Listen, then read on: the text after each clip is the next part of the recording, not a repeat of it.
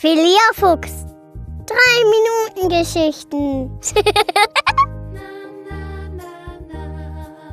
Die Explosion. Eine Geschichte über richtig starke Wut. Es ist ein ganz gewöhnlicher Nachmittag. Filia malt bereits seit einer Stunde Bilder. Sie malt und schneidet und klebt. Es soll das tollste gebastelte Bild aller Zeiten werden. Es fehlen nur noch ein paar Kleinigkeiten, die Filia ausschneiden muss. Da ruft Papa. »Filia, es gibt gleich Abendbrot. Wirst du fertig?« »Abendbrot? Es war doch eben noch mitten am Tag. Der Tag soll noch nicht vorbei sein.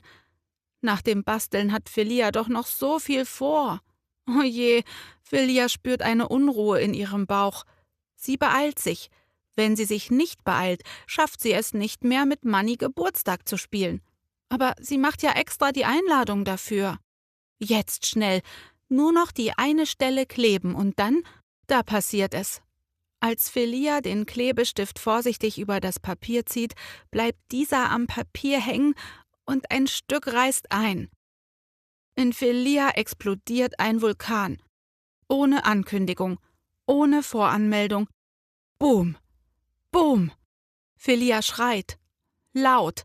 So laut, dass sogar der Stift vom Tisch rollt. Sie stampft mit dem Fuß auf.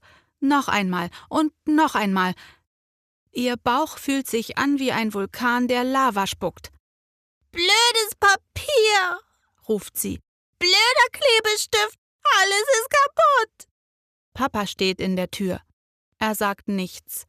Er sieht nur, wie Filia tobt und geht ein Stück näher zu ihr. »Das war bestimmt nicht so, wie du es wolltest«, sagt er ruhig. Filia hört ihn kaum. Sie stampft, sie brüllt, sie wirft das Papier auf den Boden. Ihr Gesicht ist rot, ihre Hände zittern. »Ich wollte, dass es schön ist, und jetzt ist alles kaputt«, schreit sie. Papa kniet sich neben sie und streicht über ihre Locken. »Puh, du fühlst dich ganz schön warm an«, sagt er leise.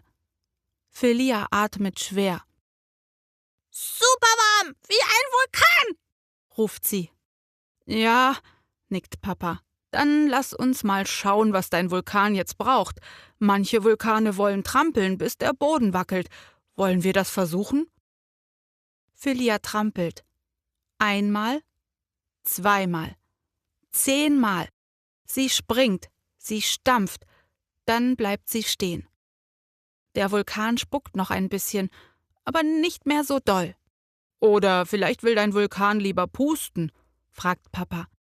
Er macht es vor. Pfff. Ein tiefer Atemzug und noch einer. Filia pustet mit. Pfff. Dabei muss sie fast kichern, weil Papa so ein komisches Gesicht macht. Papa grinst. »Und nochmal hilft's auch, den Vulkan zu malen.« Er schiebt ihr ein Blatt hin. »Du kannst malen, wie deine Wut aussieht.« Filia zögert, dann greift sie zum roten Stift. Sie malt Linien, die sich drehen und wirbeln. Dicke Striche, dünne Striche. Es sieht wild aus. Dann malt sie gelbe Funken drumherum. »Das ist mein Wutvulkan«, ruft sie. Papa nickt. Starkes Bild. Ich sehe deine Wut ganz deutlich. Filia schaut ihr Bild an. Ihr Bauch fühlt sich jetzt nicht mehr so heiß an. Sie seufzt. »Papa«, sagt sie leise. »Ja?« »Ich bin gar nicht mehr so wütend.« »Das glaube ich dir«, sagt Papa. »Manchmal braucht Wut einfach Platz und jemanden, der dabei ist.« Filia überlegt. »Dann hat mein Vulkan also dich gebraucht.« Papa lächelt.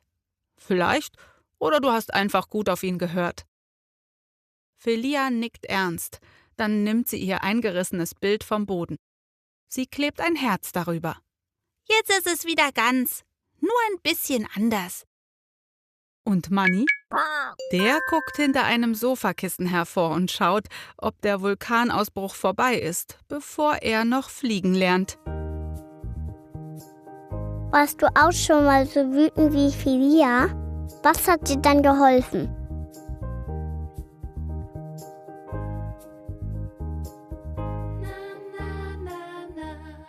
Wusstest du, dass du die Filia Fuchs 3-Minuten-Geschichten kostenlos herunterladen und ausdrucken kannst? Wo? Na, auf räuberfuchs.de.